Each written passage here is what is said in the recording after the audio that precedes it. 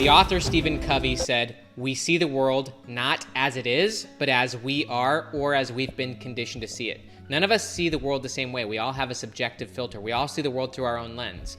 And in psychology, there's a concept known as selective attention. What it means is that none of us see the same thing. We're all selectively focusing on what's meaningful and important to us. That's why when you're driving down the road, you may see someone who's driving the same car as you, but you mentally block out the 500 other cars on the road. If you're in a loud room, you're not going to hear anything but a sea of noise, but you'll hear if someone says your name. So that's why we can selectively pay attention to and focus on what matters to us. If you're scrolling through your news feed, you're going to notice things that are meaningful and important to you, and you're going to ignore everything else.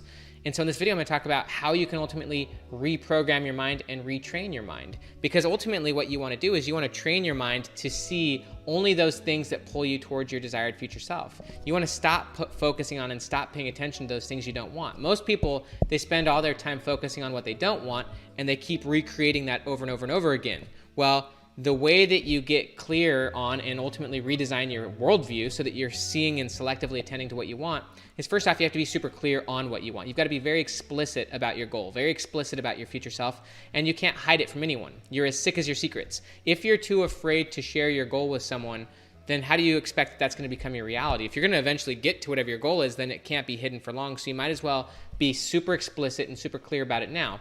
Clear goals ultimately help you to focus. If you don't have clear goals, if your goals are too broad, then there's no way for you to focus. You need super clear, super explicit goals, and you need to tell people about what your goals are. When you start telling people about your goals, a few things start happening.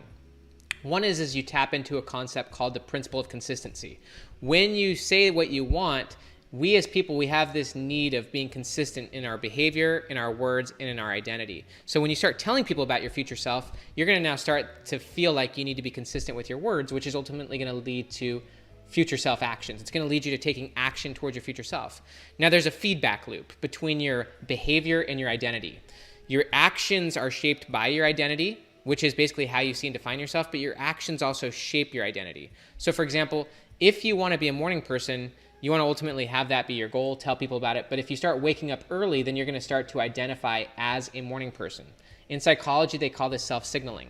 Basically what it means is that we rate and we judge ourselves based on our behavior, just like we rate and judge other people. So if you start waking up early, you're going to start to identify as a morning person. If you start investing money into the stock market, you're going to start to identify as someone who invests. And so there's a few things here at play. One is you want to be clear and explicit about your goal. You want to be very open and upfront and vocal about it. Be honest about it, because that creates social accountability. It also creates clarity between you and your environment. People then know what you want versus you hiding what you want. People can then hold you accountable to it, and you can ultimately create an environment of accountability. So that's actually another key aspect, is you want to create an environment that holds you accountable. Your input shapes your outlook. There's a great quote from Darren Hardy, and he said that you should never take advice from people you wouldn't trade places with. Well, when you become super clear on your future self, you can then begin to identify mentors, teachers, trainers who can give you the information you need to get there. Once you get super clear on your goal, you can then begin to identify teachers, mentors, trainers who can help you get there. As the saying goes, when the student is ready, the teacher appears. Why is that fact true? The teacher had always been there, but you didn't notice the teacher because you weren't selectively attending to that. You hadn't trained your mind to see it. All around you, there are brilliant opportunities, but you don't see any of them because you're not paying attention. You're not selectively attending to them. You don't notice them. You've blocked them out and you're not paying attention to them. What you're paying attention to is what you're seeing and what you're focusing on right now. There's a great parable I learned from Joe Polish. He said that people are always walking past the gold and silver coins because they're just looking for bronze coins. They're looking for the small coins. And so that's all that they see. But once you get super clear on your goal, once you're explicit about it, once you start studying it and looking for it, then teachers are going to appear. You're going to start finding the right books, finding the right teachers. Another thing you want to do is ultimately affirm it before and after you go to sleep. Right before you go to sleep, the last thing you do ultimately sets your subconscious tone. Billy Kidd, who was a famous Olympic skier, said that the last 3 turns of a ski run are the most important because the last 3 turns ultimately set your subconscious pattern. When you're going up the chairlift, your subconscious is processing into the long-term memory the last 3 turns you made. Well, that's true of your night.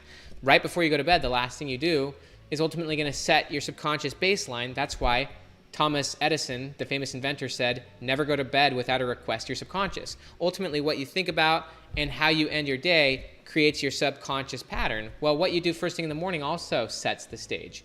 What you do first thing in the morning determines ultimately what kind of person you're going to be. So if you wake up and you've designed an environment so that you're reminded of your future self, you've got goals written down, maybe you've got pictures of your future self, you go to the right environment, you start journaling about your future self, then you're literally training your brain to see what you want it to see. Dan Sullivan, the founder of Strategic Coach, who's the #1 entrepreneurial coach in the world, he's written this little book. There's actually a link down to it below. It's a free ebook. It's called Wanting What You Want.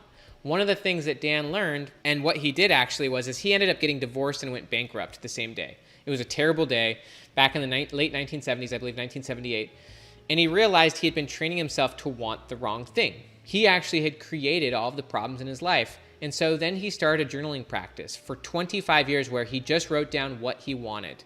And he didn't justify what he wanted. He just wrote down what he wanted over and over and over again. And looking back on all of his old journals, he's created everything he wanted in his life.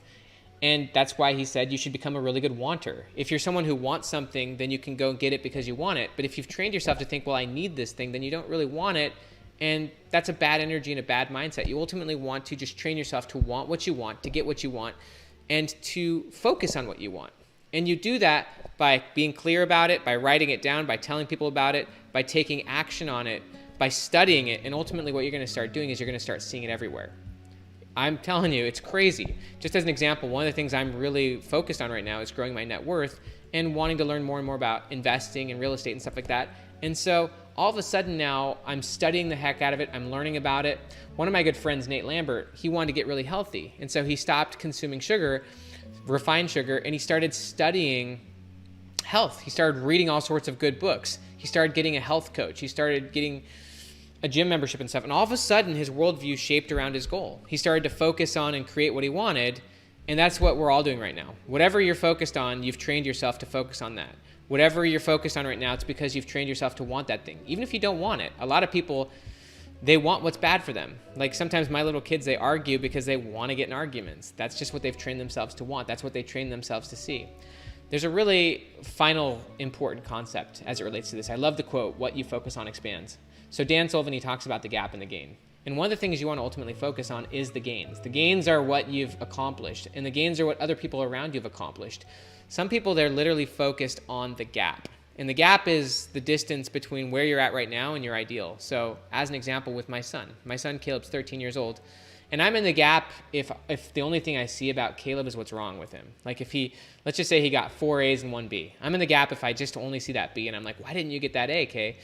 But instead, if I just focused on the actual progress he made, then I can realize he's actually grown enormously. There's been huge gains between his current self and his former self. And so one of the things you want to ultimately do is train yourself to be in what Dan would call the gain, to focus on the growth you've had, to see the progress you've made. That helps you believe that more change is possible. It gives you hope, it gives you confidence, it gives you happiness. So those are some ways that you can ultimately retrain your subconscious. You can retrain your mind. Whatever you're seeing right now, whatever's coming at you, it's because you've trained yourself to see it, to pay attention to it. And so the only way for you to retrain that is to be very explicit about what you want, to begin removing the inputs that are distractions, and to begin pulling in more inputs that are what you want. So if you want to become wealthy, or if you want to become fit, you want to ultimately consume more input because your input shapes your outlook. You want to write about it, you want to be explicit about it, you want to start acting towards it. And as you do that, you're ultimately training your identity to start seeing that thing. My name is Dr.